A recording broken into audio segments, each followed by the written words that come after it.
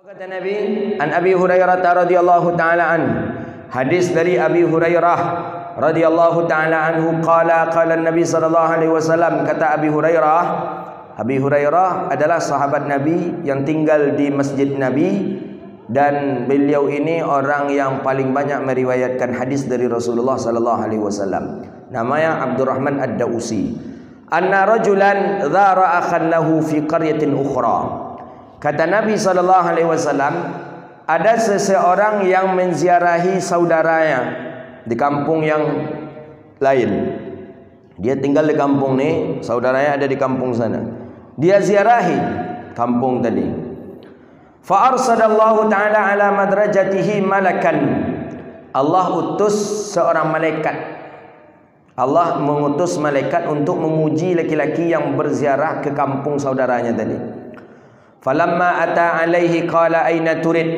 Manakala laki-laki ini sampai di kampung tujuan dia tadi, tempat yang akan dia ziarahi tadi, faqala malaikah, kata malaikat, aina turid, engkau mau mengapain? Mengapa engkau ke sini? Kata malaikat. Qala uridu akhan li fi hadhil qaryah. Aku ke sini ingin menziarahi si fulan itu. Dia ada di kampung ini, kata orang itu kepada malaikat. Qala halaka alaihi min ni'matin tarbuha alaihi. Kata malaikat, halaka alaihi, adakah engkau mendapatkan suatu imbalan daripada engkau menziarahi? Engkau menziarahinya tadi, engkau dapat imbalan tak? Engkau menziarah sekarang ni, engkau dikasih sesuatu tak? Qala la, tak. Ghaira anni ahbabtuhu fillah. Yang aku dapatkan cuma aku mencintai dia karena Allah. Jadi aku pergi menziarahi dia ke sini ni karena Allah.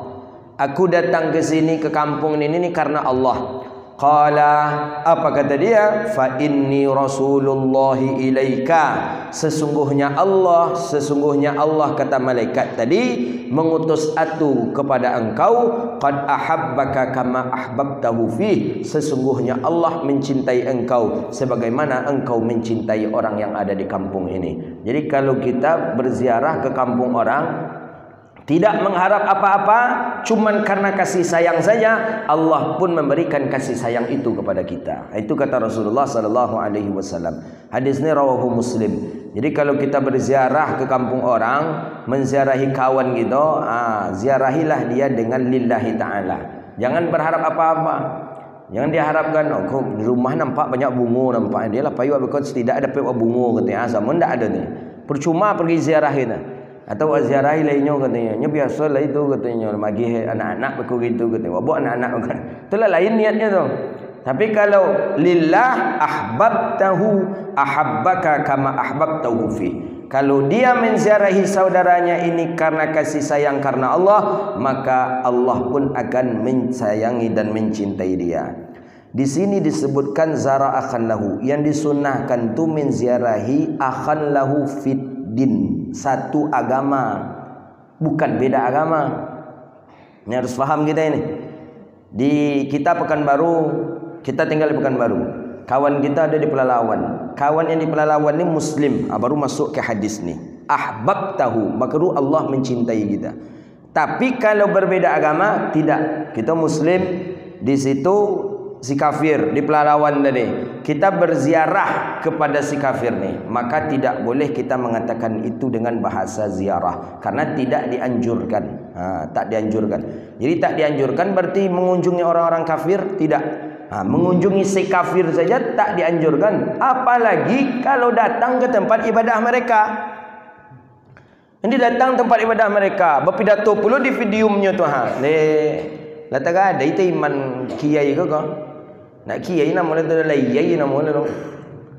Itu lataga ada apa cara itu? Awak khutbah, awak ceramah mungkinnya. Dalam kitab Irsyadul Ibad, dalam beberapa qaul ulama, apabila kita datang di hari ibadah mereka, kita datang ke kanisah. Kanisah tu gereja mereka, kanais. gereja-gereja mereka, datang waktu pas hari ibadah mereka, ulama lebih banyak berpendapat bahawa itu hukumnya murtad. Cepat taubat kepada Allah. Kalau di hari ibadah mereka, hari Minggu umpamanya, mereka sedang ibadah, datang pula awak ke situ, mendatang ke situ tu, baik itu memberikan ucapan selamat apa tahu segala macam, ulama berpendapat itu adalah murtad. Cepat taubat kepada Allah. Yang diperselisihkan oleh ulama bukan itu. Ulama tu khilafiyah ketika dia datang ke tempat ibadah mereka, tidak di hari ibadah mereka. Contoh, kita datang seperti kita ke Turki lah. Ke Turki kita kan kadang dibawa oleh guide kita tu kan masuk gereja lama. Di Mesir juga banyak gereja-gereja lama. Masuk ke gereja ketika tidak mereka sedang melakukan ibadah, ini baru selisih pendapat ulama. Ada yang mengatakan hukumnya makruh, ada yang mengatakan hukumnya boleh, ada yang mengatakan hukumnya haram. Tapi kalau masuk gereja ketika mereka sedang melakukan ibadah, ulama lebih banyak berpendapat hukumnya haram. Itu macam tak ada aja tampik ceramah di ustaz tu nampak. Suruh dia datang bukan, baru kita siapkan tempat yang ancak nantinya kalau berceramah. Jadi bagaimanapun masuk gereja tidak ada landasan sedikit pun hukumnya membolehkan ketika hari ibadah mereka. Ko inyo mana inyo menonton mah. Ditontonnya awak berceramah. Kita dek iyo dek terlampau toleran menghargainya sampai keluar bahasa-bahasa yang apa katanya itu, sebutan apa Tuhan kita yang tujuan apa sama tapi sebutannya berbeda. Kalian memakai assalamualaikum, kami memakai assalamualaikum, kalian memakai apa? Salam. Janganlah kita. Itu keinginan orang-orang kafir itu dari dulu itu. Dari dulu itu keinginan dia. Dia tawarkan ke Nabi Muhammad, dan itulah Muhammad katanya lah. Giko aja lah katanya. Tiba ibadah kalian, kami pergi ke masjid kalian. Kan tawaran kafir dulu itu. Tapi ketika ibadah kami, kalian datang pula ke tempat kami, kecek kafir ke Nabi Muhammad sallallahu alaihi wasallam. Itulah dari dulu tawaran itu tu. Kami pergi ke tempat ibadah kalian ketika kalian melakukan ibadah. Tapi kalian datang pula ke tempat kami ketika kami sedang melakukan ibadah pula. Itu dari dulu tawaran itu kepada Nabi Muhammad. Langsung turun ayat. Jibril menurunkan ayat. Itulah ayat. Qul ya ayyuhal kafirun la a'budu ma ta'budun wa la antum 'abiduna ma a'bud. Kami takkan menyembah apa yang kalian sembah dan kalian pun tidak menyembah apa yang kami sembah. Lakum dinukum waliyadin. Bagi kamu agama kamu, bagi kami agama kami. Tegas Nabi. Tidak ada kecek Rasulullah. Kalau itu tidak apa kecek Nabi. Indak pun kalian menyembah Tuhan kami, tak ada masalah. Kami itu pun tak akan menyembah Tuhan-Tuhan kalian. Selesai. Jadi tawaran-tawaran yang seperti ini, tawaran yang ditawarkan ke Nabi Muhammad itu. Aku lama aja baca salawat di gereja, berdendang berqasidah di gereja. Apa lagi? Berpidato berceramah di gereja. Dulu tawaran itulah ada ke Rasulullah. Besok inyo datang ke masjid awak, besok awak pula datang ke janamu Nabi lah jole dulu tu Dalam tu asbab turun daripada ayat surah Qul ya ayyuhal kafirun. Jadi tak boleh. Jadi yang diziarahi itu fid din. Satu agama. Satu agama dia dengan kita. Muslimnya muslim kita, baru kita dianjurkan untuk ziarah. Jadi kalau begitu ziarah si kafir tidak dianjurkan. Tidak, menziarahi kafir tidak dianjurkan. Begitu pandang Islam. Islam jelas loh. Islam itu agama yang jelas. Antara hak dengan yang batil jelas di Islam. Justru yang tak jelas dalam Islam tak boleh dipakai. Namanya syubhat.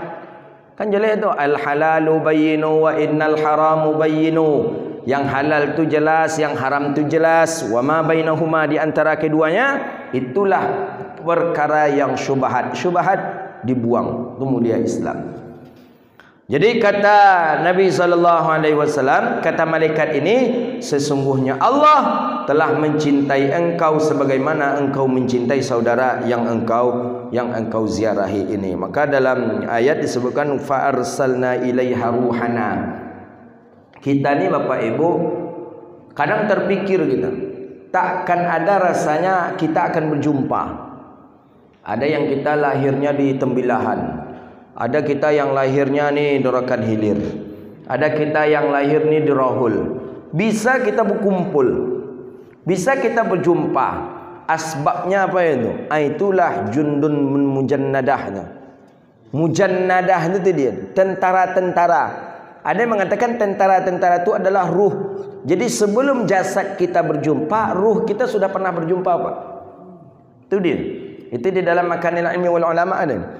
Ruh kita sudah pernah berjumpa seperti sekarang ini. Jasad kita belum berjumpa. Ada yang mengatakan ruh yang maksud di sana awal ketika Jibril meniupkan, awal ketika malaikat meniupkan, bukan Jibril. Awalnya ketika malaikat meniupkan ruh ke dalam perut ibu kita, ke dalam rahim ibu kita, kita ni sudah pernah berjumpa ini. Makanya Allah takdirkan menurut fisiknya kita berjumpa. Tapi bagaimanapun orang yang ketika ruhnya tidak pernah berjumpa ketika di alam rahim ibunya dulu, maka bagaimanapun cara dia takkan pernah berjumpa dengan kita hari ini. Nah, itu dia. Jadi kenapa kita pernah berjumpa ini? Karena ruh kita dulu pernah berjumpa, pernah bersamaan, pernah kali saling sapa. Maka oleh karena itu ruhana, ruh kita ruh yang satu. Maka kita bermohon juga kepada Allah, ruh kita pun pernah berjumpa dengan ruh Nabi Muhammad sallallahu alaihi wasallam. Sehingga nanti Allah takdirkan kita bisa berjumpa dengan Rasulullah fil yaqazah, dalam keadaan nyata di surga Allah Subhanahu wa taala. Jadi ruh kita pernah berjumpa, maka kita Allah jumpakan di saat yang mulia ini. Kadang kita heran juga, apalagi ketika kita waktu musim haji, musim umrah. Pas berangkat haji, pas berangkat umrah, kita dapat kenalan orang ni jauh sana, orang Papua sana. Pas pula kita berdamping-dampingan kamar kita. Ni kamar kita, ni kamar dia. Bisa kita akrab dengan dia. Karena tak terfikir dia dari Papua, kita dari Riau. Kok bisa sama kita ya? Kenapa kok Allah takdirkan kita berjumpa? Karena memang dulu sebelumnya arwah kita itu sudah dijumpakan. Maka ketika di Makkah Allah jumpakan fisik kita. Begitu. Kita dengan istri kita, kita dengan pendamping hidup kita, kita dengan anak-anak kita, maka itu sudah Allah takdirkan pernah berjumpa dan sudah Allah takdirkan dahulu bersama, maka itulah secara fisik pun kita bersama. Tapi ada yang bisa bertahan lama, kata Nabi, ada yang tak bisa bertahan lama. Ketika ada kesamaan di antara mereka untuk kebaikan, mereka akan bisa bertahan lama. Tapi ketika mereka tidak bisa bersatu untuk kebaikan, mereka akan terpisah secara sendiri-sendiri. Jadi kalau masih satu tujuan kita sama, insya Allah kita tidak akan pernah berpisah. Tapi satu saja keinginan kita sudah berbeda, Allah pun memisahkan kita dan tidak akan mungkin bisa bersama. Jadi tidak usah kita paksa. Kalau ada orang yang tidak suka lagi dengan kita, berarti dia pilihan yang kedua Allah takdirkan. Berarti ada sesuatu yang tidak ada kebaikan di sana. Maka berpisah karena ada sesuatu yang tidak baik. Tapi kalau karena selama masih ada kebaikan, kata baginda Rasulullah, itu akan tetap selalu bersama ila liqa'i rabbih, sampai menjumpai Tuhannya dan sampai masuk ke dalam surga Allah Subhanahu wa taala.